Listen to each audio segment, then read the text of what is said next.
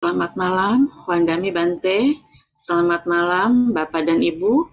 Hari ini Selasa 10 Januari 2023, kembali kita sama-sama berkumpul di ruangan Zoom ini. Malam ini kita akan membahas Nana Titiya Sawaka Sutta Samyutta Nikaya 2 nomor 30 yang akan dibahas oleh yang kami muliakan Biku Aloka Wangsa. Namun sebelumnya kita sama-sama akan menghormat Guru Agung Buddha dengan membacakan nama Karapata.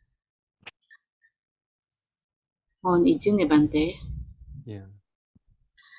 Arahang Sama Sambuddho Bhagawa Buddhang Bhagawantang Abiwademi. Swakato Bhagawata Dhammo Dhammang Namasami. Supatipanno Bhagavato Sawaka Sanggo Sanghang Namami. Sebelum kita membahas sutta, kita akan mengokohkan sila yang akan dibimbing oleh Yang Mulia Bante Aloka Wangsa. Pada malam hari ini kita akan memulai. Sebelumnya para umat bisa mengambil 5 sila. Ikuti kata Bante saja. Ahang Bante. Ahang Bante. Saranena saha. Saranena saha. Pancasilam. Pancasila. Yacami. Yacami. Anugahang katwa. Anugahang katwa. Silang deta. Silang deta. Silang deta. Me Bante. Me Bante. Dutiampi. Dutiampi. Ahang Bante. Ahang Bante. Saranena saha. Tisaranena saha. Pancasilam. Pancasila. Yacami. Amang yacami. Anugahang katwa. Anugahang katwa. Silang deta. Silang deta. Me Bante. Tatiampi. Bante. Ahang Bante. Saranena saha. Tisaranena di. Pancasilam. Pancasila. Damang yacami. Anugahang katwa. Anugahang katwa. Deta. Silang Deta. deta. Me Bante. Me Bante. Yamahang wadami sang wadeta. Ama Bante. Namo tassa bhagavato arahato sama sambuddhassa. Namo tassa bhagavato arahato sama sambuddhassa. Namo tassa bhagavato arahato sama sambuddhassa. Namo tassa bhagavato arahato sama sambuddhassa. Buddham saranam gacchami, dhammam saranam gacchami, sangham saranam gacchami.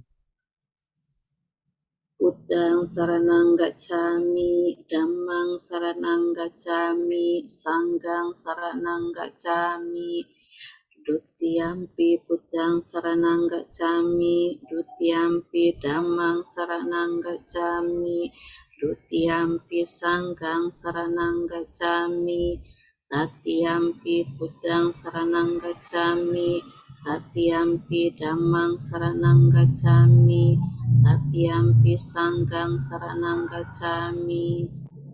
Di sarana gamanam paripurnam. Ama Bante. Panati pata veramani sikkhapadang samadhiyami. Panatipata Veramani Sikkhapadang Samadhiyami. Saya mengambil latihan Saya mengambil latihan menghindari pembunuhan makhluk hidup. menghindari pembunuhan makhluk hidup. Adinadana Weramani Sikapadang Samadhyami. Adinadana Weramani Sikapadang Samadhyami. Saya mengambil latihan Saya mengambil latihan menghindari pengambilan barang yang tidak diberikan. menghindari pengambilan barang yang tidak diberikan. Kami sumicacara Weramani Sikapadang Samadhyami. Kami sumicacara Weramani Sikapadang Samadhyami. Saya mengambil latihan Saya mengambil latihan menghindari perbuatan asusila, menghindari perbuatan asusila, musawada, Weramani Sikapadang Samadhyami. musawada, Weramani Sikapadang Samadhyami. Saya mengambil latihan Saya mengambil latihan menghindari ucapan tidak benar. menghindari ucapan yang tidak benar. Suramiraya Majapamadanana Weramani Sikapadang Samadhyami. Surameraya Majapamadatana Weramani Sikapadang Samadhyami. Saya mengambil latihan Saya mengambil latihan menghindari minum-minuman menghindari minum-minuman yang beralkohol, yang hasil dari peragian, dan hasil peragian yang dapat melemahkan kesadaran. yang dapat menyebabkan lemahnya kesadaran. Sabe sata, Sabesata, awera hontu, Awera Hontu, abhyapaja hontu, Abhyapaja hontu, Hontu, aniga hontu, Aniga Hontu, i atanang pariharantu. Suki Atanang Pariharantu. Semoga semua makhluk Semoga semua Semoga makhluk semua makhluk bebas dari bahaya, bebas dari bahaya, bebas dari penderitaan batin. bebas dari bebas dari penderitaan penderitaan batin. batin. Semoga mereka dapat mempertahankan kebahagiaannya sendiri. Semoga mereka dapat mempertahankan kebahagiaan mereka sendiri. Idame punya, Idang Idame punya punya, asawa kaya, asawa kaya, wahang hotu, wahang hotu, idame silam, idang Idame silam, dibanasa, nibana Nibanasa, paceyo hotu. pacayo hotu. Di saranena saha pancasilang dhamma sadukang katwa apamadena sampadeta. Sama bante, Bante, Sadhu. sadu, sadu. Dan selanjutnya kita akan memulai malam hari ini dengan memberikan penghormatan kepada Sang Buddha dengan mengucapkan Namo Tissa 3 kali bersama-sama. Namo tassa bhagavato arahato sama sambuddhassa. Namo tassa bhagavato arahato sama sambuddhassa. Namo tassa bhagavato arahato sama sambuddhassa. Pada malam hari ini, Bante ingin menyampaikan buah sutta di Samyutta Nikaya. Bante akan share screen. Pada kesempatan ini, Bante akan membahas sutta di dalam Samyutta Nikaya. Nana Titiya Sawaka Sutta. Nah, nana ini diterjemahkan berbagai. Titiya itu adalah pemimpin atau pengikut dari ajaran lain atau sekte lain. sawaka itu siswa atau murid. Jadi Bante terjemahkan murid dari berbagai sekte lain. Dan kemudian di dalam sutta ini, di dalam Samyutta Nikaya. Samyutta Nikaya di sini kalau kita lihat artinya itu adalah saling berkaitan. Nah, jadi di dalam Samyutta Nikaya, sutta-sutta atau khotbah-khotbah yang berasal dari Sang Buddha maupun dari para siswa utama yang berkaitan atau yang berhubungan. Nah, di sini dalam kelompok khotbah tentang Dewa Muda. Jadi ada 6 Dewa Muda yang berjumpa dengan Sang Buddha. Nah, di dalam sutta ini,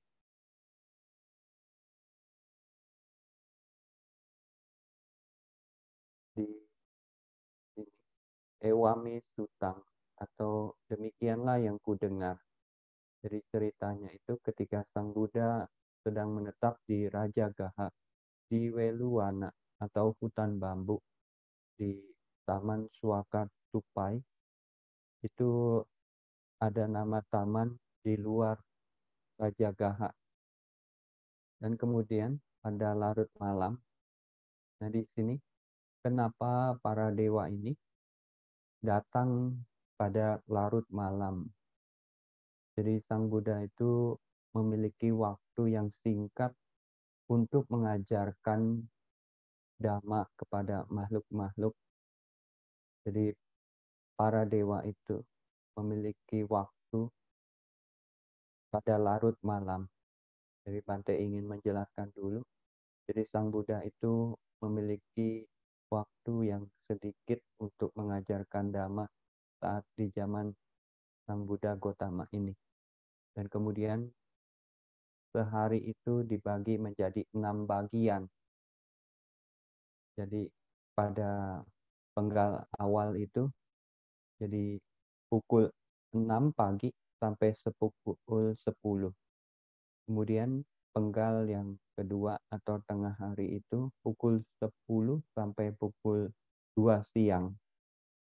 Dan kemudian penggal yang berikutnya itu di akhir siang atau ya sore mungkin, itu pukul 2 sampai pukul 6.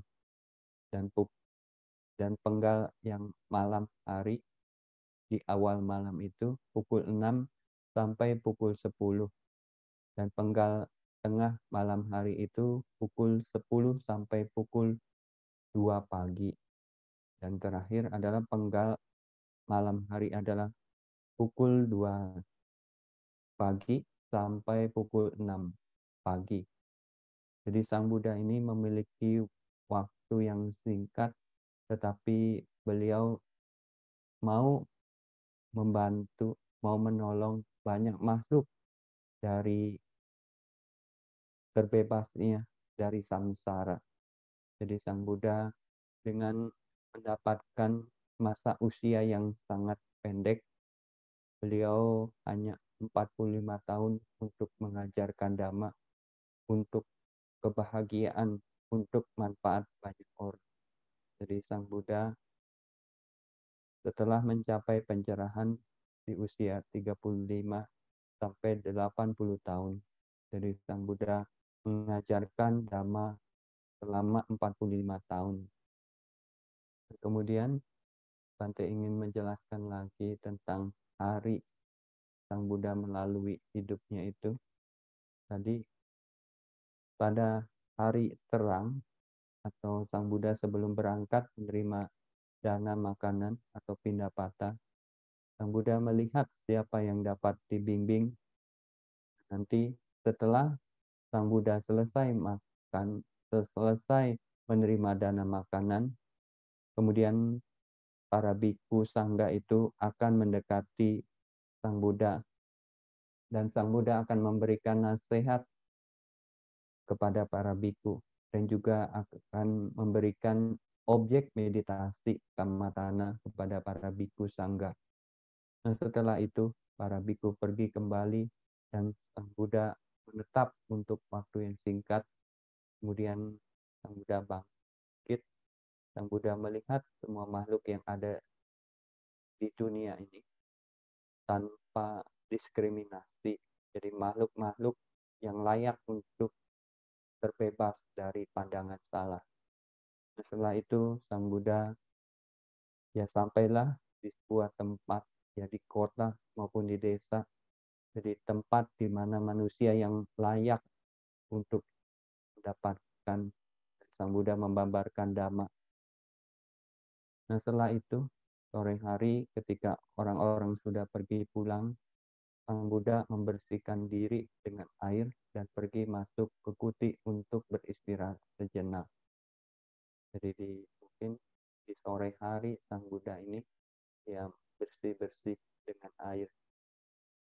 Kemudian di malam hari Sang Buddha setelah masuk ke kuti, kemudian di waktu pertama malam hari di pukul 6 sampai pukul 10 tibanya beberapa biku meminta objek meditasi dan beberapa biku juga bertanya mengenai Dhamma sesuai keinginan dari para biku hingga para biku puas.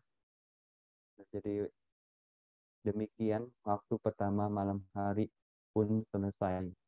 Nah, pada saat pertengahan ketika para biku kembali pulang, tidak lama kemudian lalu ini kumpulan para dewa dari 10.000 cakrawala ini ya ada yang bertanya, ada yang meminta Dhamma, dan Sang Buddha membalas jawabannya dan Sang Buddha membabarkan.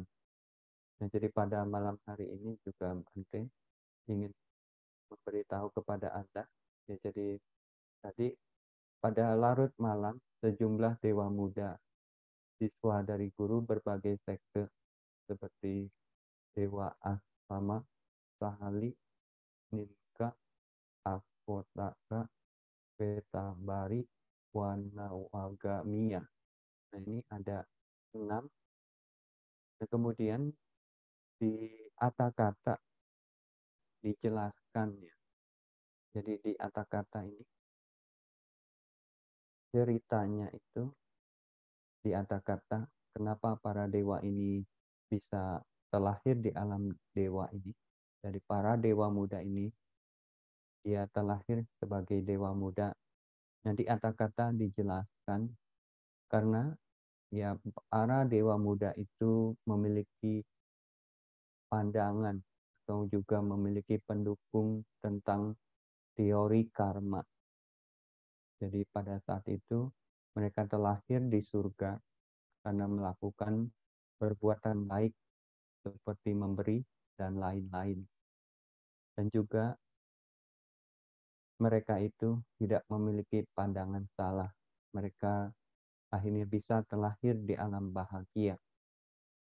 Jadi kalau misalnya manusia atau seseorang memiliki pandangan yang salah, nah di satu buku dijelaskan orang yang punya pandangan salah itu berarti orang yang tidak percaya atau orang yang menyangkal adanya hukum karma dan akibat-akibat karma. Jadi kalau menurut di dalam Garuka Kama itu ada 5 kama yang berat seperti menciptakan perpecahan di dalam sangga, melukai seorang Buddha, membunuh arahat, membunuh ibu, dan membunuh ayah. Nah, tadi ada tambahan, jadi bukan hanya 5 perbuatan yang tadi Bante telah sebutkan, pandangan salah pun juga merupakan ya ini yang berat juga karmanya. Jadi pandangan yang salah menyangkal tentang hukum karma dan akibat karma. Jadi ini pandangan salah ini juga bisa mendapatkan sebagai karma berat. Nah, tetapi kalau pandangan salahnya itu ditinggalkan di suatu waktu di dalam masa kehidupannya, maka hal itu tidak termasuk karma berat. Ya, jadi mungkin kita beruntung pada kehidupan ini kita dapat belajar Dhamma, kita dapat memahami tentang hukum karma. Ya, jadi mudah-mudahan Anda tidak memiliki pandangan salah. Jadi Anda tidak menyangkal tentang hukum karma dan akibat-akibat dari karma. Kemudian ada di dalam ini. Jadi mereka berpikir bahwa kita terlahir ke surga disebabkan oleh keyakinan terhadap Buddha. Jadi kata-kata dijelaskan demikian. Nah, akhirnya mereka mendekati Sang Buddha dan memuji sifat-sifat dari Buddha dalam 5 syair. Nah, yang pertama adalah yang mengucapkan syair ini Dewa Muda Asama, mengucapkan merujuk tentang dari Purana Kassapa. Jadi di sini Bante telah mendapatkan terjemahan dari Sutra Sestra. Di Dewa Muda Asama ini mengatakan dalam melukai, membunuh di sini, dalam memukul, menindas, Kassapa tidak melihat perbuatan itu sebagai kejahatan, juga tidak melihat sebagai kebaikan apapun bagi seseorang. Ia sesungguhnya mengajarkan apa yang layak dipercaya. Guru itu layak dihargai. Nah, kalau Anda mungkin sudah membaca di dalam Ramanapala pada saat itu, ya, Raja Ajatasattu juga menanyakan langsung kepada Purana Kassapa tentang ajarannya. Jadi pada saat itu Purana Kassapa mengatakan, ya seseorang melakukan sesuatu atau membuat orang lain melakukan sesuatu, ya misalnya juga memotong tubuhnya atau membuat orang lain untuk memotong tubuhnya, menyiksa, membuat orang lain menyiksa, menyebabkan kesedihan atau juga membuat orang lain menyebabkan kesedihan, menindas atau membuat orang lain menindas, dan juga mengintimidasi atau juga membuat orang lain mengintimidasi.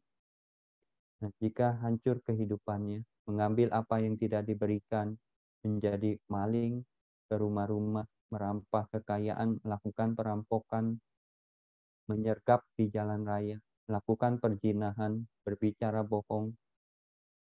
Nah, Purana Kassapa mengatakan bahwa ia tidak melakukan kejahatan. Nah, jadi dengan memberi, melatih diri, mengendalikan diri, dan mengucapkan kejujuran tidak adalah kebajikan atau akibat dari kebajikan. Jadi di dalam kata-kata dijelaskan bahwa ajaran dari Purana Kassapa ini yang diucapkan oleh Dewa Asama tentang ajaran Purana Kassapa singkatnya adalah ajarannya itu tidak ada hasil dari melakukan perbuatan yang baik maupun yang buruk. Jadi inilah ajaran dari Purana Kassapa yang diucapkan oleh Dewa Asama. Dan kemudian yang selanjutnya adalah Dewa Muda. Yang kedua adalah Sahali. Sahali juga mengucapkan yang merujuk kepada Makali Gosala. Jadi di sini dengan latihan keras dan kehati-hatian, ia mencapai pengendalian diri sepenuhnya. Ia meninggalkan perdebatan dengan orang lain, menghindari kebohongan, pembicaraan kebenaran. Seorang demikian pasti tidak melakukan kejahatan. Di dalam juga Samana Balasutta dijelaskan bahwa Makali Gosala adalah dulunya merupakan rekan awal dari Niganta Nataputa. Jadi sang guru dari ajaran Jain yang sebelumnya keduanya berpisah. Jadi seorang pemimpin yang disebut Ajivika. Jadi yang dulu bertahan di India, hingga abad pertengahan sebelum akhirnya menghilang sepenuhnya dari India. Jadi Makali Gosala ini memiliki pandangan atau punya prinsip ajaran dari Makali ini, keyakinan bahwa seluruh proses di alam semesta ini diatur secara ketat oleh prinsip yang disebut niyati, atau bahasa yang kita sering dengar adalah nasib atau takdir. Jadi semuanya itu yang ada di alam semesta ini semuanya sudah ditakdirkan, ya sudah nasibnya. Jadi takdir memegang segala di dalam genggamannya. Jadi dikendalikan semuanya itu oleh takdir. Jadi usaha dan kehendak manusia adalah sia-sia untuk mengubah. Jadi hingga mereka yang bijaksana, usahanya tekun, mereka tidak dapat ini ya, melakukan ini, memperpendek ikatan mereka pada lingkaran di samsara. Jadi juga sama orang bodoh tidak dapat memperpanjang samsara ini dengan kelalaian mereka. Karena semuanya menurut ajal dari Makali Gosala itu semuanya sudah ditakdirkan atau niyati. Nah kemudian yang berikutnya adalah Dewa Ninka mengucapkan syair yang merujuk kepada Niganta Nataputa. Nah, Niganta Nataputa dia punya pandangan seorang biku yang melihat dengan hati-hati terkendali oleh 4 pengendalian, jelaskan apa yang dilihat, didengar, pastilah ia tidak mungkin seorang pelaku jahat. Di dalam Samanapala, jadi Raja atas satu yang menanyakan perihal tentang buah dari Samana itu. Kemudian Niganta Puta berkata kepada Maharaja atau Raja Ajatasattu. Jadi seorang Niganta terkendali dengan 4 pengendalian. Bagaimana bisa? Di sini Maharaja, seorang Niganta terkendali sehubungan segala jenis air. Ia menghindari segala kejahatan. Ia disucikan melalui pengendalian, penghindaran dari segala kejahatan. Ia diliputi dengan penghindari dari kejahatan. Maharaja, ketika seorang Niganta terkendali dengan 4 pengendalian, ia disebut seorang yang tanpa kekusutan, yang sempurna oleh dirinya, terkendali oleh dirinya, dan mapan oleh dirinya. Jadi Niganta Nataputa itu adalah leluhur dari Jainisme. Jadi punya ajaran, disiplin, yaitu pengendalian 4 kekang atau Catuya Masangwara. Nah, ini Niganta Nataputa. Kemudian yang berikutnya yang diucapkan oleh Dewa Apotaka, mengucapkan syair yang merujuk pada berbagai guru dari berbagai sekte. Jadi dia mengatakan kepada Sang Buddha, Pakudaka, Katyana, dan Sang Niganta bersama dengan Makali dan Purana, para guru dari banyak orang mencapai ketinggian pertapaan. Mereka pasti tidak jauh dari manusia unggul. Kemudian akhirnya di situ juga Dewa Kota juga ini, sebenarnya mencela mereka ya. Di atas kata dijelaskan. Kemudian yang berikutnya adalah Dewa Muda Wetambari menjawab Dewa Muda Akotaka. Jadi bahkan dengan melolong di serigala hitam yang malang, tetap hanyalah binatang buas yang buruk, tidak sebanding dengan singa. Maka walaupun ia adalah guru dari sekelompok orang, betapa telanjang pembicara kebohongan menimbulkan kerugian dalam perilakunya, tidak menyerupai manusia unggul.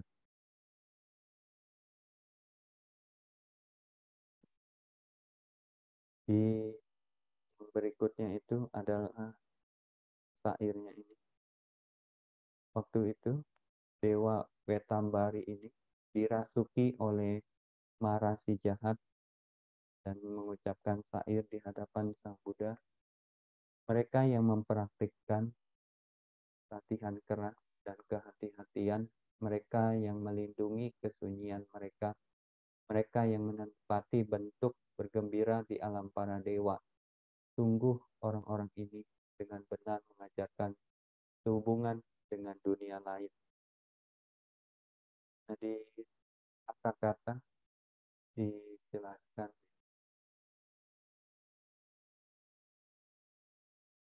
tentang ini lagi. Kemudian Sang Buddha setelah memahami bahwa tadi adalah mara si jahat, kemudian Sang Buddha mengucapkan, bentuk apapun yang ada di sini atau mendatang, dan semua keindahan gemilang di langit, semua ini sungguhnya engkau puji, memuji, sebagai umpan yang dilempar untuk menangkap ikan. Nah, di dalam kata-kata namuci itu adalah mara. Jadi mara berpikir telah mencela guru-guru lain. Nah, di atas kata dijelaskan, namuci adalah nama mara. Jadi katanya itu adalah maknanya itu namamuci atau ia tidak bebas. Jadi disebut namuci karena ia tidak membiarkan seseorang terbebas dari lingkaran penderitaan. Kemudian Buddha juga tadi bagaikan umpan yang dilempar untuk menangkap ikan. Ini maksudnya adalah, jadi di atas kata dijelaskan, jadi bagai umpan yang dilempar di ujung kail untuk menangkap ikan. Jadi bagaikan seorang nelayan yang melemparkan ujung kailnya untuk menangkap ikan. Demikian pula dengan memuji bentuk-bentuk ini, engkau melempar mereka untuk menangkap makhluk-makhluk hidup. Ini maksudnya. Dan dengan cara ini, dengan pujian, jadi maksudnya itu guru itu menangkap manusia adalah ini, dengan mengajar pandangan salah. Dan juga di sini Bante ada melihat ya, Sang Buddha itu ya tadi telah mendengarkan syair-syair dari ya petapa-petapa lain. Nah, tetapi di sini Sang Buddha juga tidak ini mengucapkan kata-kata yang melawan pandangan tersebut. Jadi Sang Buddha kalau di dalam Samanapala Sutta juga telah menunjukkan tentang kecacatan dari pandangan-pandangan dari petapa lain tersebut. Jadi kadang ya kita juga sama di dalam kehidupan sehari-hari, banyak mungkin ya di luar ajaran Buddha memiliki pandangan-pandangan keliru. Nah, mungkin juga sebaiknya ya kita tidak perlu ya melawan, ya kita hanya mungkin ya berdiam, tapi ya seperti Sang Buddha juga tidak mengucapkan ya kata-kata yang melawan pandangan tersebut. Ya maksudnya misalnya ketika Anda mungkin bertemu atau mungkin ya berbicara dengan seseorang yang memiliki pandangan berbeda dengan Anda pada saat itu, ya lebih baik kita tidak mengucapkan kata-kata yang melawan pandangan tersebut. Jadi ibarat misalnya ada teman Anda bukan punya keyakinan sama Buddha Sasana atau ajaran Buddha, tidak ada keyakinan terhadap Sang Buddha, Dhamma, dan Sangha, pada saat itu, ya teman Anda mungkin ya tidak perlu kita mengucapkan kata-kata yang melawan pandangan mereka tersebut.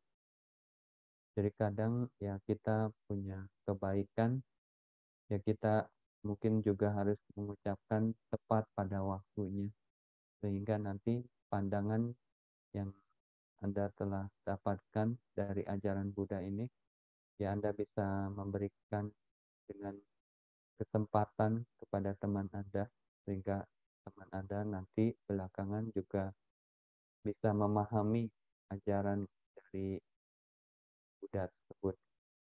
Nah, kemudian di sini ada lagi syair yang disebutkan oleh Dewa Muda Nawawagamia. Nama Wagamia ini adalah dulu, di atas kata dijelaskan dulu adalah pelayan dari Buddha di kehidupan sebelumnya. Dia mengatakan, ya mengucapkan syair yang merujuk pada Sang Buddha. Jadi dia memuji Wipula sebagai yang terbaik di antara gunung-gunung, di antara bukit di Rajagaha, Seta gunung berselimut salju yang terbaik, matahari pengembara terbaik di angkasa. Di atas kata dijelaskan tentang Seta, artinya adalah nama sebuah gunung di Himalaya. Waktu ini Bante mendengar ada umat-umat Hindu di Bali ini, dia pergi ke sana ya untuk ya memberikan penghormatan kepada dewa. Jadi Seta itu adalah sebuah gunung di Himalaya. Jadi ada yang kemarin Bante mendengar umat-umat Hindu di Bali ini pergi ke sana untuk sembahyang. Kemudian di sini matahari adalah pengembara terbaik di angkasa. Jadi di atas kata dijelaskan kemilauan, kemegahan matahari terbit ini. Kemudian samudra adalah yang terbaik. Kemudian bulan yang terbaik dari cahaya malam, atau juga diterjemahkan bulan yang terbaik dari semua bintang. Yang terakhir adalah bahasa Palinya Sadewa Kasa Lokasa Budo Agopu Uwacati Paucati. Ini artinya adalah Sang Buddha disebut yang tertinggi di dunia dan seluruh alam dewa. Jadi seluruh alam dewa ini termasuk juga Brahma. Jadi Sang Buddha adalah yang tertinggi di dunia dan seluruh alam dewa. Jadi kalau misalnya Anda juga melihat di dalam kualitas dari Sang Buddha itu ada 9. Ada Sata Dewa Manusanang. Artinya, jadi Sata itu adalah guru. Nah, di dalam buku kualitas 3 permata itu juga Sata ini bisa diperumpamakan sebagai pemimpin pedagang besar. Jadi pemimpin para dewa dan manusia. Jadi Sang Buddha adalah pemimpin dari para dewa dan manusia. Jadi tadi ibarat pemimpin pedagang besar, memimpin dari pedagang-pedagang kecil ini. Jadi di zaman dulu, pedagang-pedagang ini harus melalui perjalanan gurun pasir yang sulit, atau bahasa Palinya kantara. Jadi kantara ini adalah bahaya di perjalanan, seperti singa, macan tutul, harimau, pencuri, perampok, dan kesulitan makanan, minuman. Inilah yang disebut kantara. Nah, pada perjalanan menuju ya, dari tempat ke tempat lain ini pasti dilalui kantara ini. Nah, kalau di dalam kehidupan kita adalah bahaya dari kehidupan kita adalah jati, jarak, dan marana. Jadi jati adalah mendapatkan patisandi atau kesadaran pertama kelahiran kembali. Kemudian jarak itu adalah mendapatkan penuaan. Marana adalah mendapatkan kematian.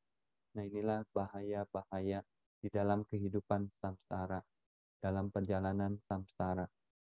Jadi Sang Buddha itu ibarat tadi pedagang ini, dia dari satu tempat ke tempat lain ya untuk terbebas dari kantara ini.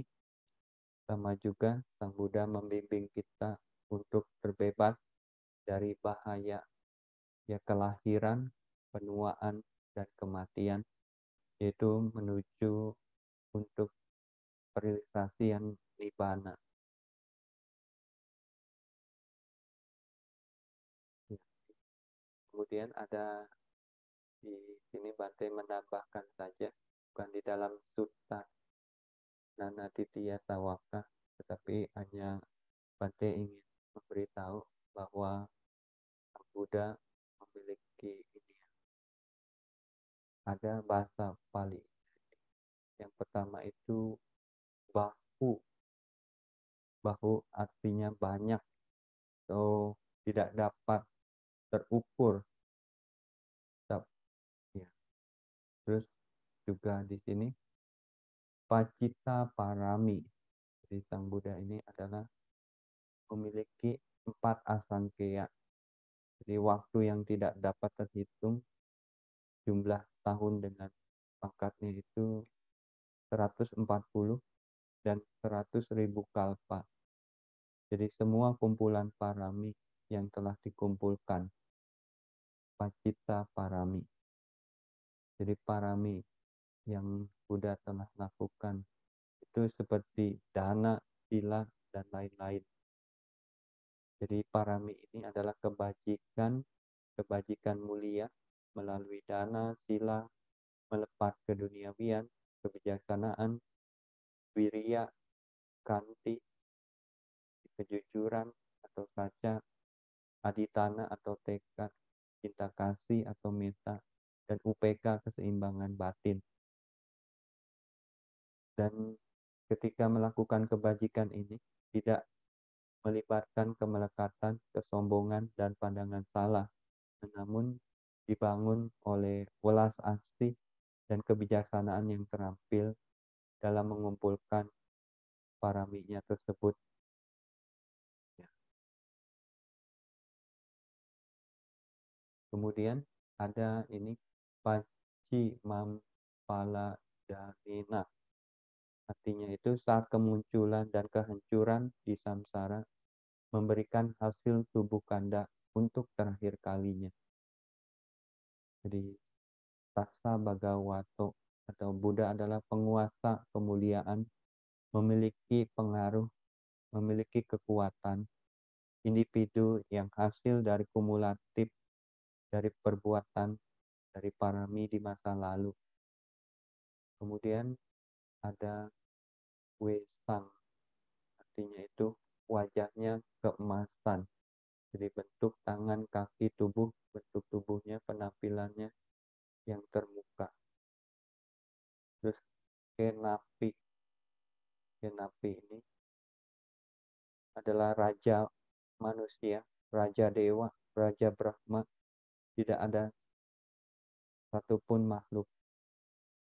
Terus Asamam. Asamam adalah dengan beragam tanda besar dan kecil kepada siapapun, tidak ada yang dapat mendampinginya.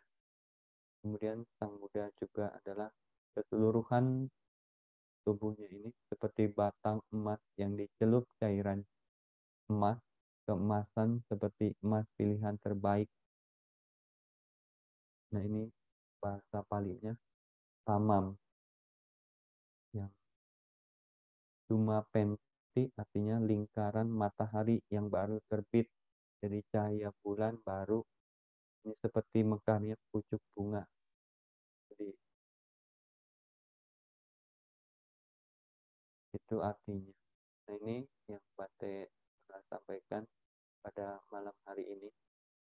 Jadi perjalanan ya Sang Buddha untuk mendapatkan menjadi makhluk yang tertinggi pada seluruh alam dewa dan manusia ini, ya karena beliau telah mengumpulkan ya banyak parami, banyak kesempurnaan, yaitu 4 asangkeya dan 100.000 kalpa. Nah, cukup sekian, mungkin nanti ada sesi berikutnya. Ya, baik. Terima kasih Bante. Kemudian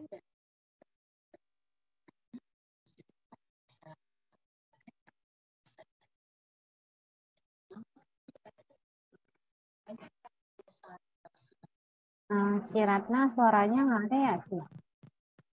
Kecil. Oh, ada kurang nggak jelas sih suaranya.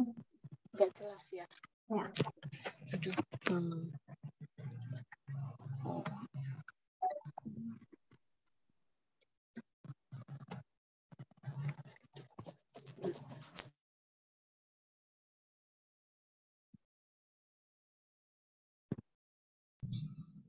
Ya, sekarang sudah jelas ya. Ya, jelas.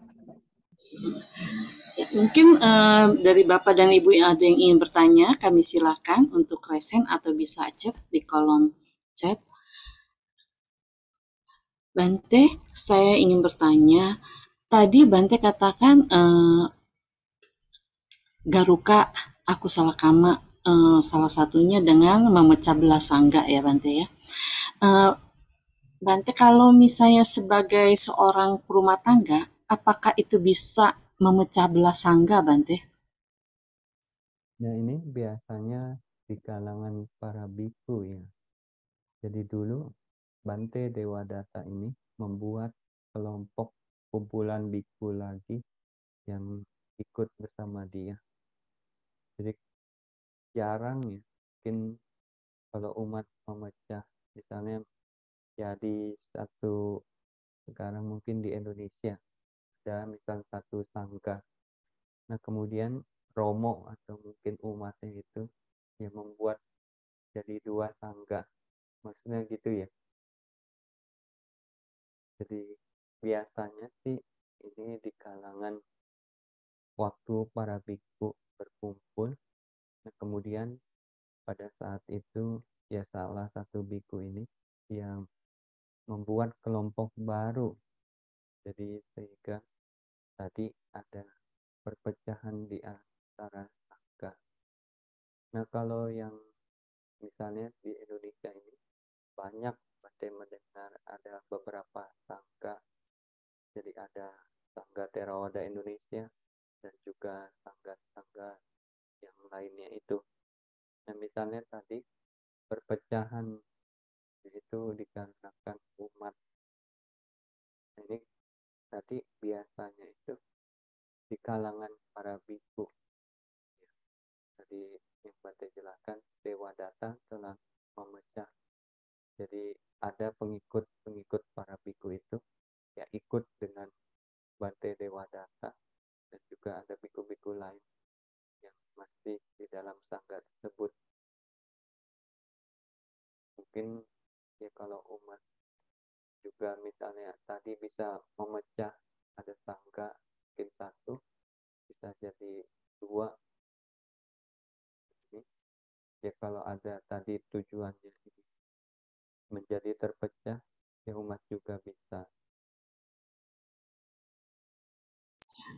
Baik, terima kasih Bante untuk penjelasannya. Silakan kalau misalnya ada yang bertanya. Ya, Pak Heri, silakan. Namo Buddhaya Bante. Iya. Bante, saya ingin bertanya. Dulu sebelum ada aliran Bante, kita mudah untuk memahami yang artinya pepecahan sangga. Tetapi sekarang kan tanpa dipecah ini ya, aliran sudah terjadi, banyak aliran tanpa dipecah ini.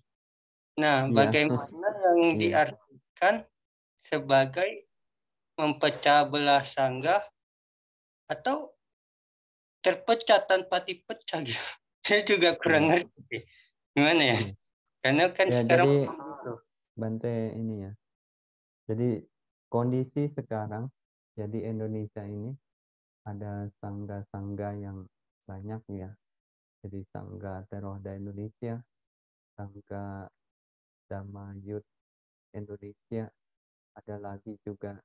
Nah, jadi Bante juga ada mendengar. Nah, itu juga mungkin sangganya ini adalah sebuah wadah dari organisasi ya. Nah, sebenarnya sangga yang ada di misalnya di Indonesia, nah itu ada sangga yang di Thailand. Jadi Bante kemarin mendapatkan penjelasan. Jadi ada manfaatnya membuat sangga itu ya. Jadi kalau misalnya di dalam komunitas para biku, nah di situ mungkin ada biku yang kurang baik, yang kurang ini menjalankan winaya, karena ini ada sangga, jadi para sangga ini ya berniat baik, yang menegur atau memberitahu kepada biku tersebut. Jadi sebenarnya di sini banyaknya sangga di Indonesia itu bukan karena perpecahan, tapi dikarenakan juga kebutuhan. Jadi di Indonesia adalah negara hukum yang berlandaskan hukum. Jadi sangganya itu lebih bersifat seperti wadah organisasi. Jadi kemarin Bante ada berdiskusi dengan ya biku dari sangga lain, ya dia bilang ya ada manfaatnya dengan adanya sangga itu. Jadi sangga ini ya akan bisa membantu dan juga bisa memberikan ya nasihat kepada anggota sangganya tersebut. Dan juga di dalam ya adanya sangga ini ya komunitas itu yang menjadi lebih teratur, dan juga ada ya mungkin kepentingan-kepentingan lain. Jadi ada dengan adanya sangga itu juga nanti wihara-wihara ini lebih terorganisir, atau lebih nanti ya sangga itu akan memberikan tugas-tugas kepada para biku. Jadi ada salah satu sangga itu, jadi nanti ada rapat di dalam sangga. Nah, di sana nanti para biku akan berkumpul, dan juga nanti di sana akan ada ini yang menanyakan dan juga kadang menugaskan kepada para biku untuk tinggal atau untuk berpuasa di mana. Jadi pada saat itu para biku ini bisa ya tadi terkendali, teratur ya. Jadi ada manfaatnya. Jadi perkembangan di Indonesia ini ada beberapa sangga ya, seperti Sangga Theravada di Indonesia juga ada beberapa. Nah, ini dikarenakan tadi jadi Indonesia ini ya banyak juga nanti berhubungan dengan ya kepemerintahan, dan juga tadi sudah banyak wihara-wihara, itu nanti ya ada sangga yang mengaturnya dari wihara tersebut. Ya, tadi misalnya puasa, di biku puasa di mana, itu pada saat rapat di sangga ya para biku nanti ada yang ditugaskan, atau juga biku itu ya menyatakan bahwa dia akan berpuasa di sana. Jadi tadi adanya sangga atau aliran yang ada banyak di Indonesia ini ya karena juga mungkin tadi kebutuhan, dan juga merupakan juga ada mungkin ini ya, ada mungkin pandangan-pandangan yang berbeda. Jadi mereka dalam kelompok tersebut yang membuat kelompok dan menamakan ya sebuah sangga. Jadi bukan perpecahan sebenarnya di dalam yang sekarang terjadi di Indonesia ini. Yang Bante tahu, itu dibuat sangga ini dikarenakan sebuah kebutuhan. Jadi misalnya ada aliran Theravada di Indonesia ini, dia berkiblat kepada Thailand. Nah di Thailand itu ada sangga raja. Karena di Indonesia pun ada sangganya. Jadi nanti sangga yang di Thailand itu tidak bisa memberikan tekanan kepada sangga yang sudah ada di Indonesia. Jadi ada baiknya. Jadi sangga yang dibuat ya di Indonesia ini ya untuk ya para member, para anggota sangganya tersebut. Jadi ini juga ada ya satu keuntungan dibuatnya sangga. Jadi perjalanan ya dibuatnya aliran atau sangga-sangga ini ya bukan perpecahan ya, tapi sebuah kebutuhan juga. Ada yang bertanya. Baik, Bante. Apakah dengan alasan yang sama ini, seperti tadi kan Makali, ini tadi setelah bicara tentang sangga, kita berpindah ke pertapa lain gitu. Seperti Iya. tadi kan Makali Gosala dengan Niganta, apa tadi, Nataputa ya. Iya. Awalnya kan satu, kemudian jadi Pecah. dua gitu ya. Apakah alasannya sama seperti yang tadi? Entah itu karena kebutuhan atau Iya. lain gitu. Kadang ini ya, waktu ya di sini kan Bante juga hanya membaca, mengutip ya. Mungkin kadang perpecahan itu pandangannya.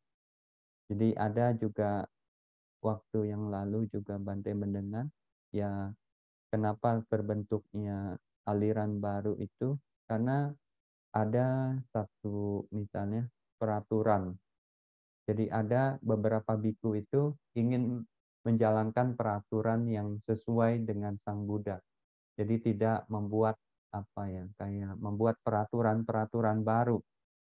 Nah, kemudian ada biku-biku yang tidak tahu malu atau biku yang tidak menjalankan winaya, yaitu membuat peraturan-peraturan baru, misalnya seperti diperbolehkan untuk menyimpan garam, untuk mendapatkan juga menerima emas dan perak, atau diizinkan untuk menerima emas dan perak. Nah, akhirnya beberapa biku yang tadi ada memiliki kekuatan untuk mempertahankan winaya atau aturan-aturan yang sudah diturunkan oleh Sang Buddha. Nah, tapi ada sebagian juga yang ingin tadi mendapatkan ya peraturan-peraturan ini dihilangkan. Nah, ini jadi ada pandangan yang berbeda. Yang satu ingin mempertahankan, yang satu ya ingin membuat peraturan lebih ringan lagi.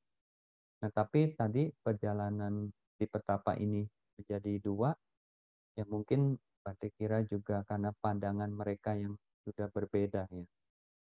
Jadi jelasnya sih mungkin nggak tahu juga ya. Di Bante yang mengutip saja.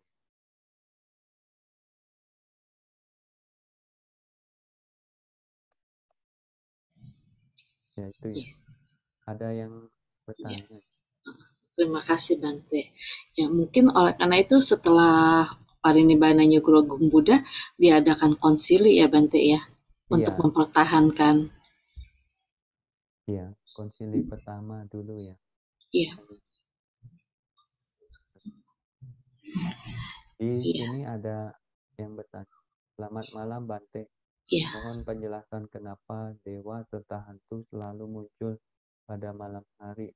Apa takut kena sinar matahari? Ya. Kemudian Buddha muncul di India, seharusnya negara tersebut makmur, tapi sebaliknya miskin. Contohnya Sri Lanka, Myanmar. Masalah di mana? Ya, mohon penjelasan. Yang pertama dulu. Jadi kenapa para dewa ini ya malam hari muncul? Tapi mungkin Anda belum tahu ya cerita jelas. Ini dikisahkan karena tadi Sang Buddha itu sibuk dari pagi sampai malam hari untuk di alam manusia. Nah, kisahnya itu di dalam sutta ini, di larut malam para dewa hadir untuk menanyakan kepada Buddha atau mendengarkan dhamma kepada Buddha. Nah, itu karena tadi Sang Buddha waktunya singkat dan waktunya Sang Buddha itu untuk alam dewa itu di malam larut malam tersebut. Nah, tapi bukannya dewa itu tadi takut sama matahari, nggak ada hubungannya. Jadi ada pengalaman yang memang seorang meditator dia melihat ya hantu atau juga mungkin melihat dewa itu pada siang hari atau kadang sore hari. Nah, jadi mungkin yang bertanya Anda karena tadi mendengar sutta ini, jadi dewa-dewa ini dia berjumpa dengan Sang Buddha ini larut malam, jadi pada malam hari. Nah, itu karena tadi jadwal dari Sang Buddha itu untuk melayani para dewa itu memang di larut malam, di malam hari ya, di pukul ya malam hari. Tapi tadi kalau yang bertanya ini apa takut kena matahari atau sinar matahari itu ya nggak ada hubungannya ya. Jadi ada juga ya hantu juga menampakkan di siang hari, ada nggak? Ya ada juga ya. Dan juga dewa juga menampakkan di siang hari, ya ada juga. Nah ini karena tadi mungkin Anda melihat di sutta ini di malam hari atau larut malam. Dan kemudian di sini ada yang menanyakan, jadi Buddha muncul di India, tapi negara tersebut ya harusnya makmur, tapi sebaliknya.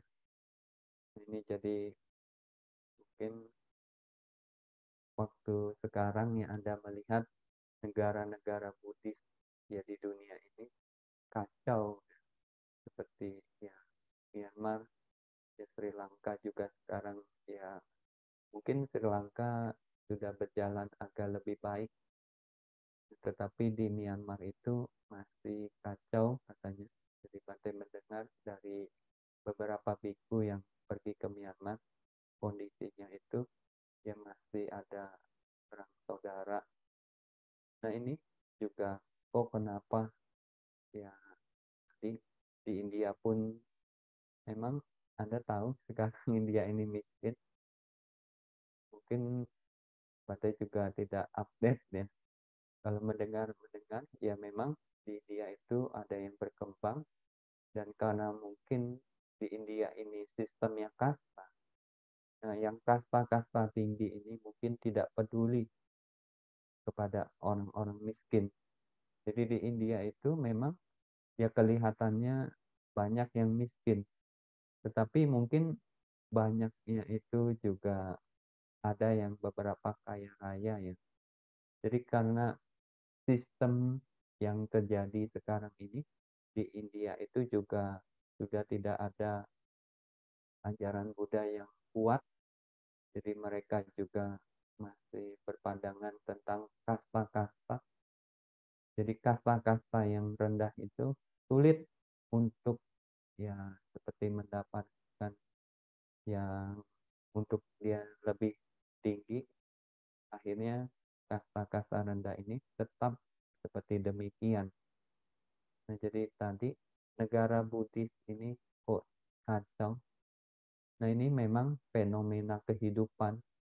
Jadi biarpun di sana Buddha ada, di mana ada ajaran Buddha, tapi ya kok kondisinya seperti demikian. Jadi ada ya beberapa ya negara itu, negara Buddhis, mereka itu juga tidak pemerintahannya ya, bukan ajarannya. Jadi ada beberapa negara Buddhis ini melakukannya itu pemerintahannya itu sekarang tidak lagi sesuai dengan ajaran Buddha. Jadi tadi misalnya ada satu negara itu sekarang itu bukan menganut ajaran Buddha lagi, jadi bukan ajaran Buddha yang berlandaskan ya Pancasila, Buddhis itu. Jadi akhirnya juga mungkin beberapa negara ini mereka menjalankan yaitu tanpa menjaga sila atau Pancasila. Nah, kalau misalnya ya di Indonesia, biarpun bukan negara Buddhis, mungkin dulu Indonesia atau Nusantara ini negara Buddhis, toh sama juga hancur. Nah, jadi Bante mendengar di Thailand itu ya ada satu biku itu menulis perkembangan agama Buddha di Indonesia. Jadi waktu dulu di Nusantara ini, negara ini, Nusantara ini adalah negara Buddhis. Nah, tetapi kok sekarang hancur? Nah, itu Bante mendapatkan ini dari teman bahwa di Indonesia dulu negara Buddhis karena dulu banyak para biku itu tidak menjalankan winaya, tidak menjalankan peraturan-peraturan biku, sehingga banyak yang mungkin keyakinan dari orang-orang pada saat itu berubah keyakinannya. Mereka memiliki ya, kekurangan atau tidak memiliki keyakinan lagi terhadap ajaran Buddha. Jadi Bante juga melihat di satu negara sekarang, negara Buddhis dulu, dan sekarang juga porsi negara Buddhisnya itu semakin turun. Nah, itu juga penyebabnya sama. Di biku sangga, jadi para biku itu tidak benar-benar menjalankan aturan winaya. Jadi akhirnya ya para biku itu ya seperti bukan seorang petapa, bukan seorang samana. Jadi mereka yang melihat bahwa biku itu ya sama mungkin. Jadi akhirnya keyakinan terhadap para biku itu juga tidak ada, dan keyakinan terhadap ajaran-ajaran lain juga mungkin jadi berkembang. Jadi ada satu negara itu yang sekarang ini dia itu Buddhisnya itu berkurang, yang berkembang itu dari ajaran lain. Nah, itu juga karena di pemerintahannya. Jadi Bante ada mendengar dari salah satu biku di satu negara tersebut, dia bilang negara itu semua sekarang menyamaratakan. Ya, jadi ajaran yang lain maupun ajaran Buddha itu. Jadi kasusnya itu dikarenakan dari pemimpin dari negara tersebut itu tidak benar-benar menjaga ajaran Buddha. Nah, akhirnya ajaran-ajaran lain itu berkembang. Jadi akhirnya ya sekarang banyak ya istilahnya tadi penyamarataan antara agama-agama lain. Nah, akhirnya negara tersebut sekarang ya jumlah yang beragama Buddhanya ini ya semakin berkurang. Tadi karena juga para bikunya yang tidak menjalankan benar-benar moralitas, dan juga karena sekarang dunia ini semakin konsumtif, ya dunia ini ya sekarang semakin cepat informasi, dan juga karena ada sebuah kasus itu di satu negara banyak biku-biku ini lepas jubah karena munculnya internet. Jadi ada satu negara itu banyak bikunya lepas jubah, ya mereka mengenal dunia lain, mengenal internet itu. Akhirnya para biku ini ya lepas jubah, ya mereka berkeluarga, ya mereka bekerja dan sebagainya. Nah, ini jadi keruntuhan dari ajaran Buddha ini ya memang penyebabnya itu bukan siapa-siapa. Penyebab kehancuran Buddha Sasana itu ya salah satunya karena dari sisi biku.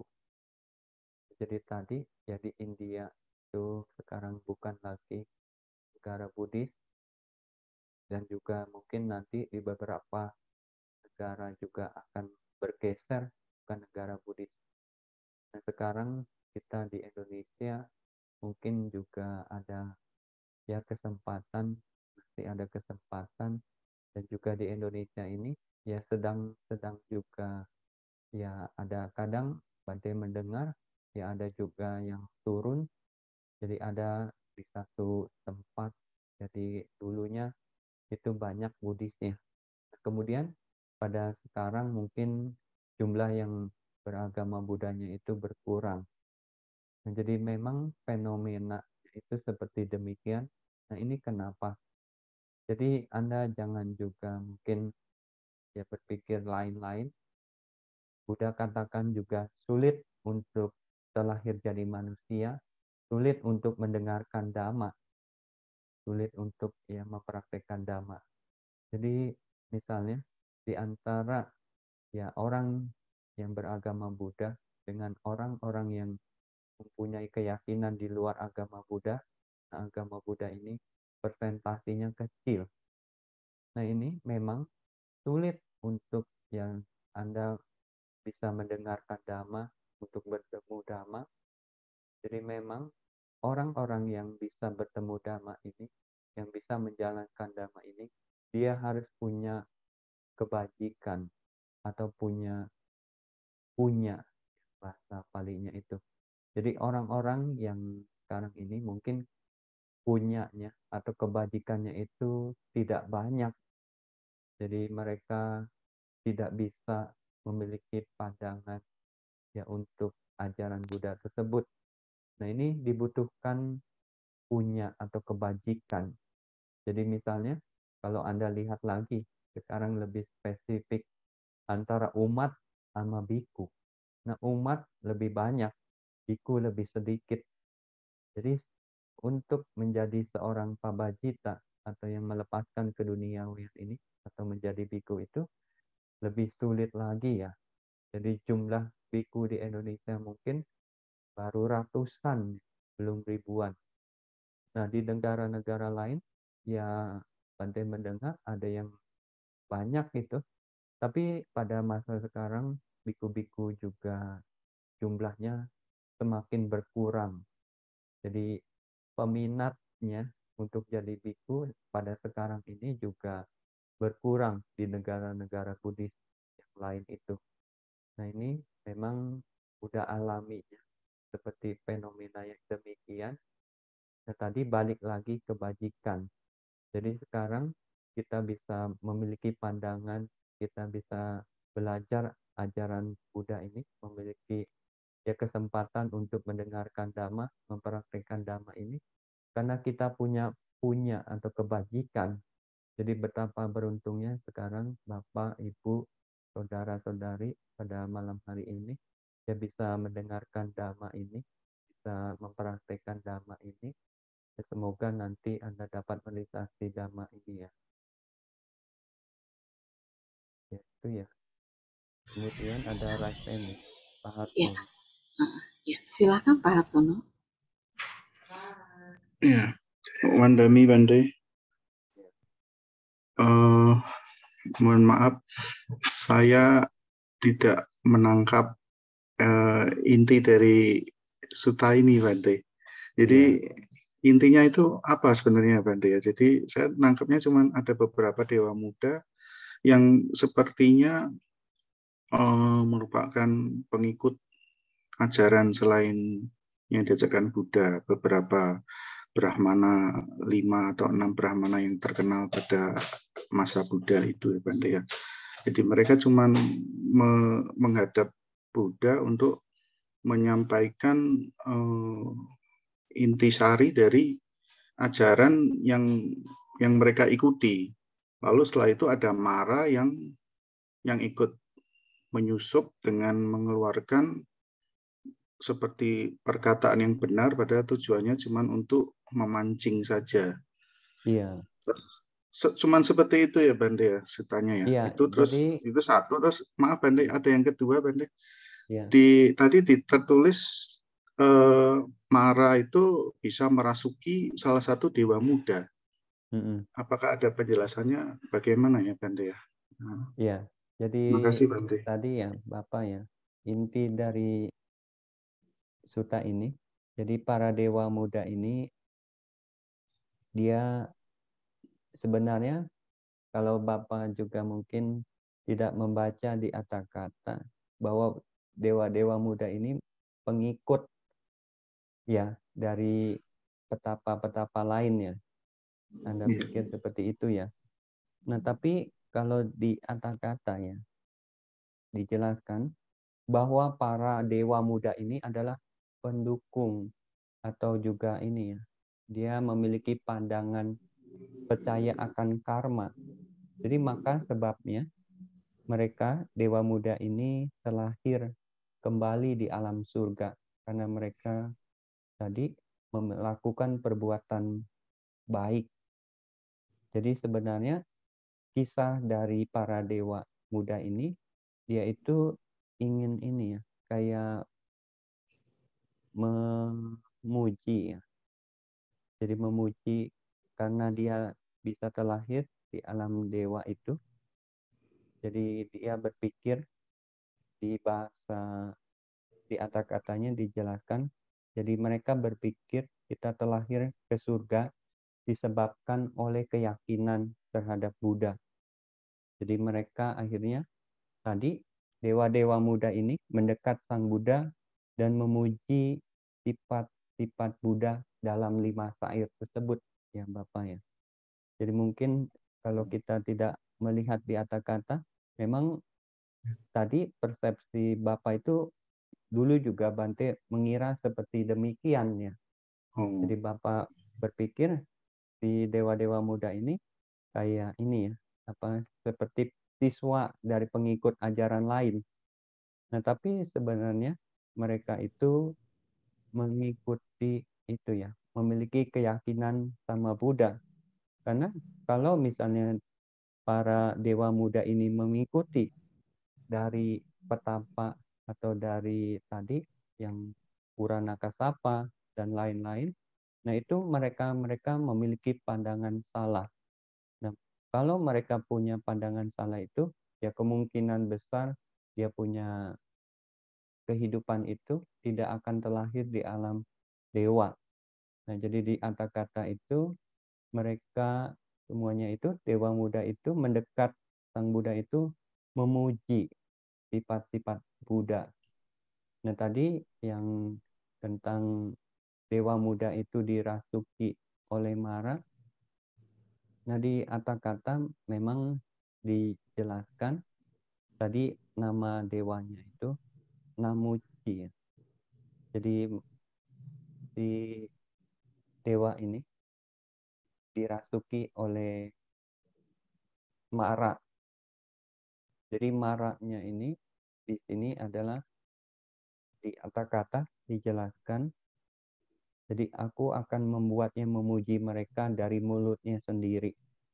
Namuci adalah nama Mara. Jadi menjelaskan bahwa Namuci ini adalah ia tidak bebas. Nah, ia disebut Namuci. Nah, ia tidak membiarkan seseorang terbebas dari lingkaran.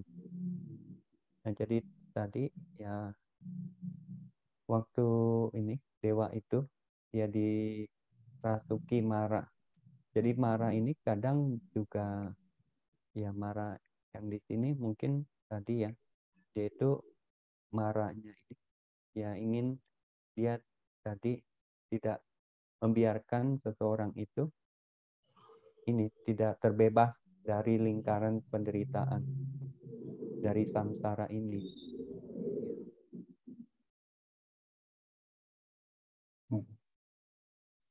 Begitu Bante. Iya.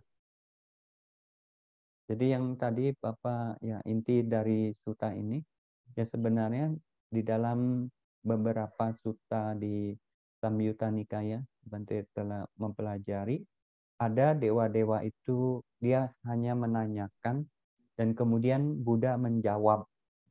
Nah itu. Jadi kelompok dewata ini kadang si dewa itu nanya dulu kepada Sang Buddha. Kemudian Sang Buddha memberikan jawabannya. Nah, sama hal ini juga tadi, para dewa muda ini dia memberikan syair-syair, dan kemudian di akhirnya itu ya mereka ini memuji ya Sang Buddha. Itu ya. Ya, terima kasih Bante atas penjelasannya. Ya. Satu. Iya. Ya, silakan Cilusi. Selamat malam, Bante. Iya. Nanti izin bertanya, yang di slide tadi ada dikatakan 4 pengendalian. Nah, yang Iya. dimaksud dari 4 pengendalian itu apa ya, Bang? Seperti Iya. apa? Jadi tadi ada yang jelaskan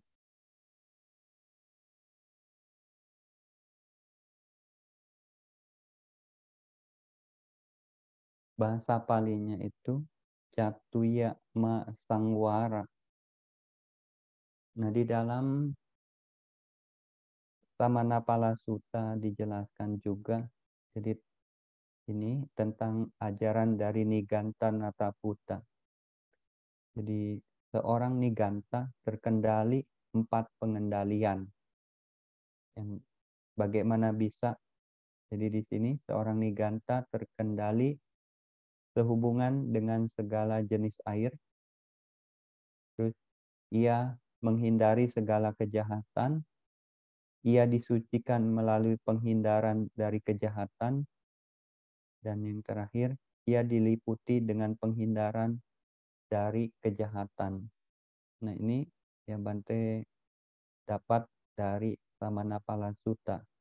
Nah, jadi Maharaja ketika seorang Niganta terkendali 4 pengendalian, ia disebut sebagai seorang yang tanpa kekusutan, yang sempurna oleh dirinya, terkendali oleh dirinya, dan mapan oleh dirinya. Jadi tadi 4 itu, dia terkendali sehubungan dengan segala jenis air, kemudian ia menghindari segala kejahatan, ia disucikan melalui penghindaran dari segala kejahatan, ia diliputi dengan penghindaran dari segala kejahatan. Ya. Ini yang dijelaskan di dalam Samanapala Sutta, Ibu. Ya, Lucy ya.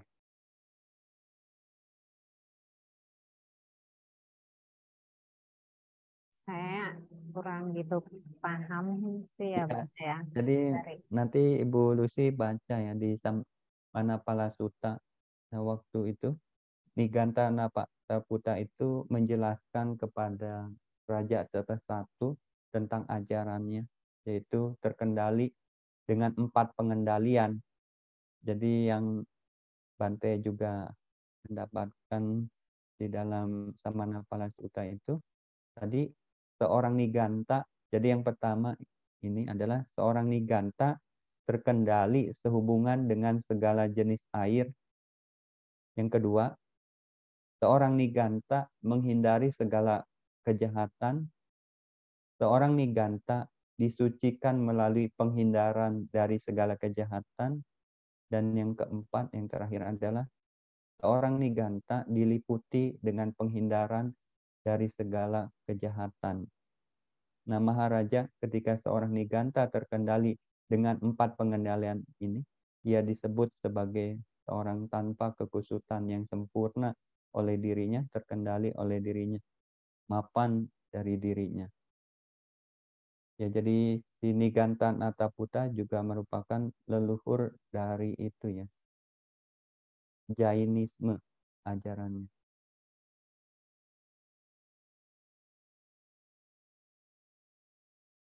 Nanti Ibu Lucy bisa cari itu Catuya Ma Sangwara bahasa Palinya. Baik, Bante. Iya. Terima kasih, Bante. Ya, terima kasih Bante untuk penjelasannya. Ada yang ingin bertanya lagi?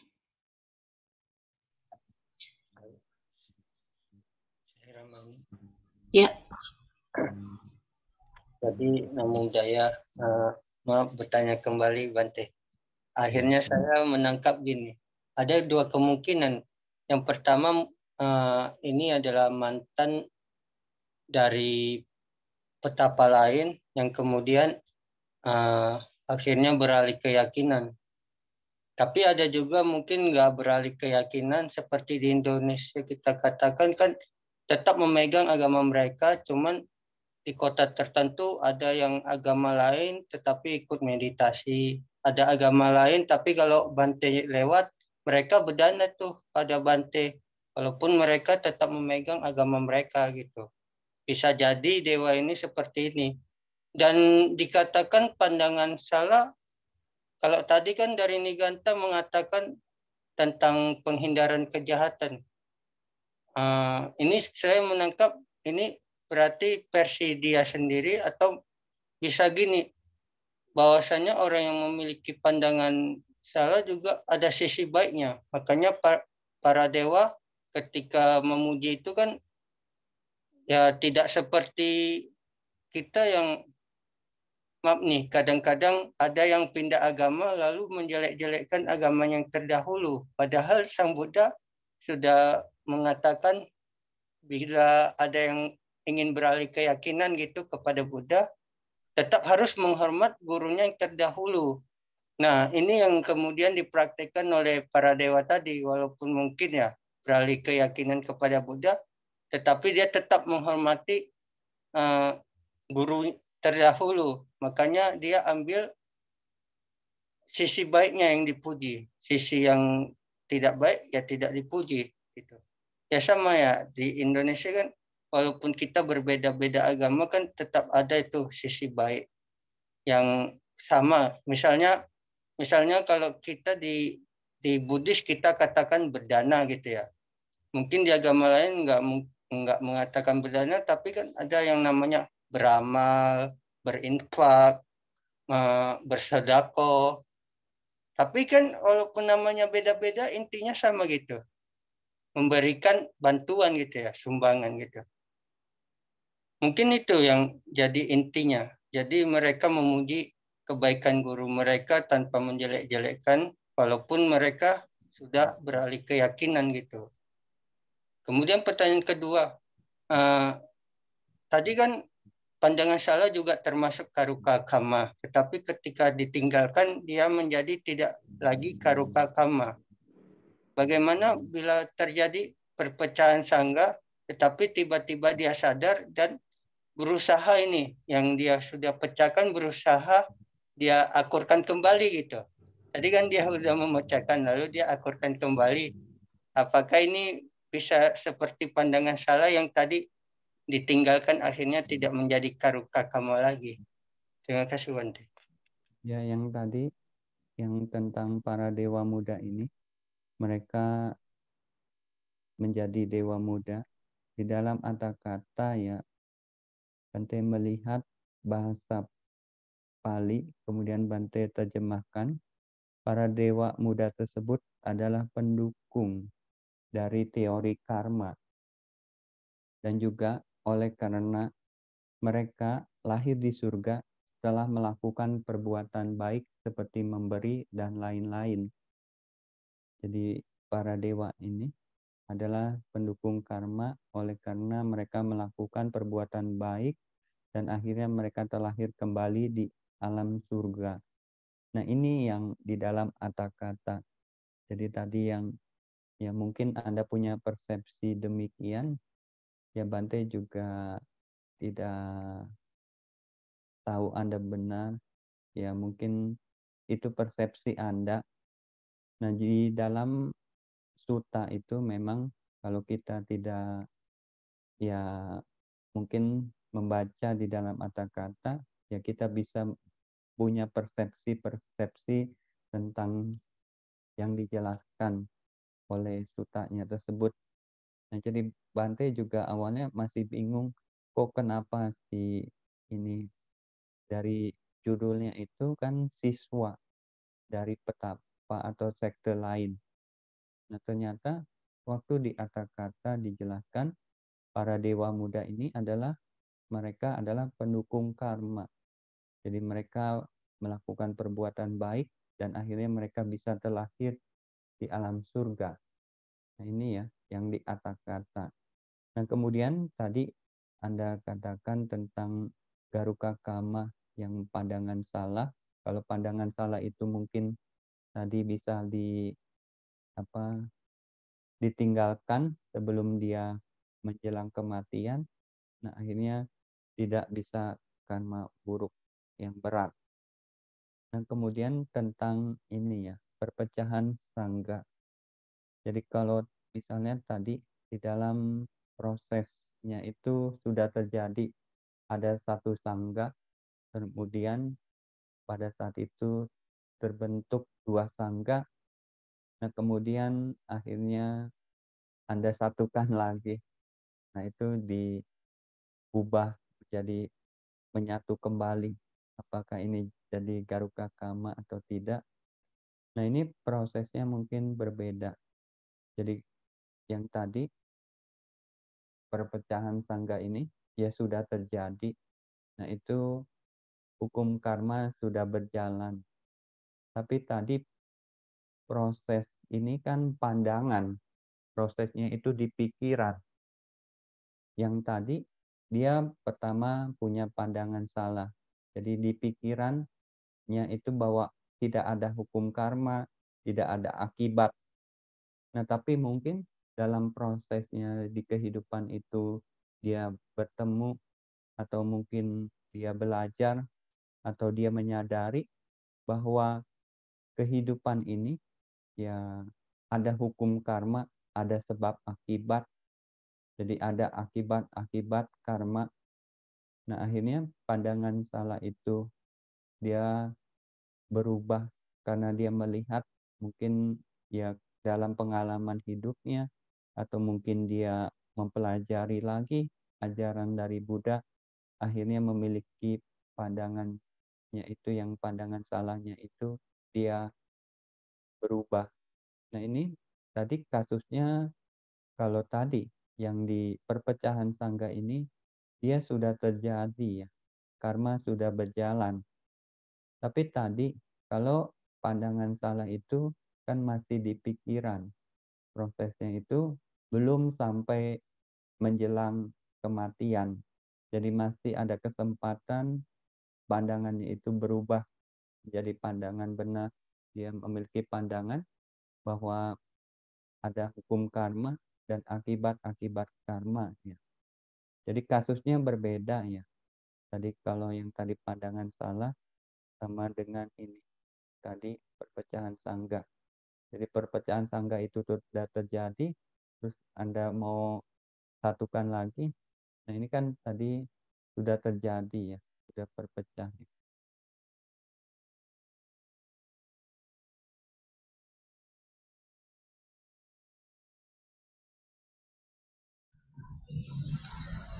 Ya,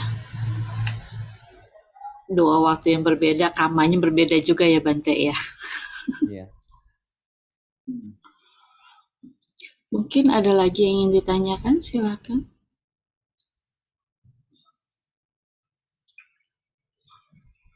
Kalau tidak ada bisa kita tutup mungkinnya karena Bante juga waktunya Wita ya Bante ya, di sana sudah 22.40 ya Bante. Iya. Sudah malam sekali. Ya, baik. Mari kita tutup Beda Sutta malam ini. Terima kasih Bante untuk penjelasannya dan juga untuk jawaban-jawaban dari pertanyaan yang sudah diajukan. Semoga ini bisa menambah pengetahuan bagi kami semua. Ya, selanjutnya Cilusi kami akan melakukan permohonan maaf. Dan ya tadi juga maaf Bante karena suara Bante kecil sekali sampai tidak terdengar Bante. Ini Ya. pakai headset baru. Ya, silakan Cilusi.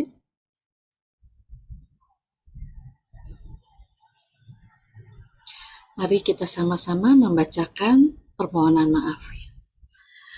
Okasa dwarata yena katang sabang acayang kamata me Bante.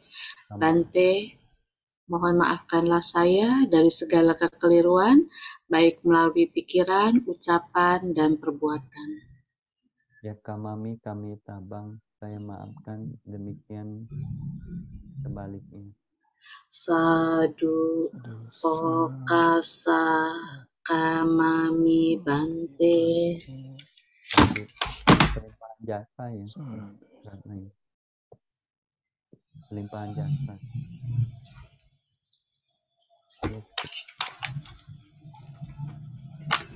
Mari kita Selanjutnya. limpahkan jasa kebajikan yang Anda telah lakukan. Semoga para dewa turut bersuka cita, dan semoga juga semua makhluk bersuka cita, dan semoga semua makhluk bersuka cita, dan kita limpahkan kepada sanak keluarga yang telah meninggal. Semoga mereka turut berbahagia, dan kita bagikan sama rata kepada semua makhluk. Semoga semua makhluk berbahagia. Eta wata ce amehi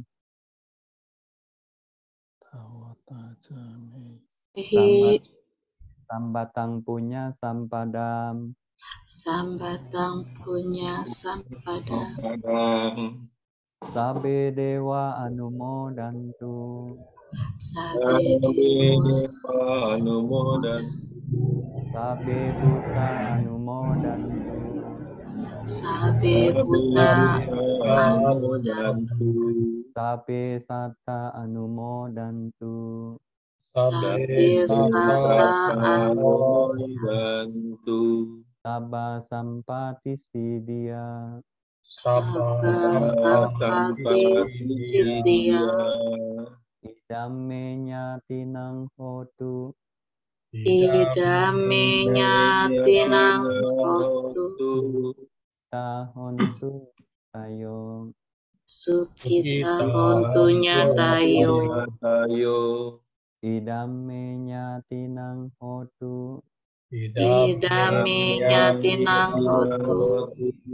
tahontu nyatayo Sukita hontu nyatayo. idame nyatinang hotu Idame nyatinang hotu.